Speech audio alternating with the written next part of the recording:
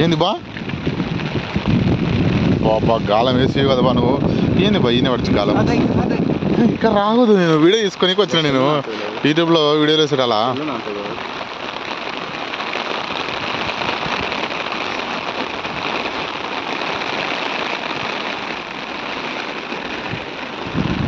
ఇంత వర్షంలో కూడా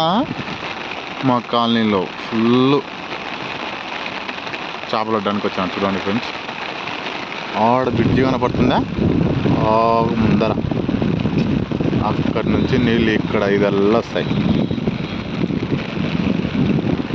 ఓకే వీడియో తీస్తాను అంతే ఒక చేపలన్నా పడాలా మరి మాకు దరుగు పడింది దరుగు చేప ఇదిగో స్వెటర్ అది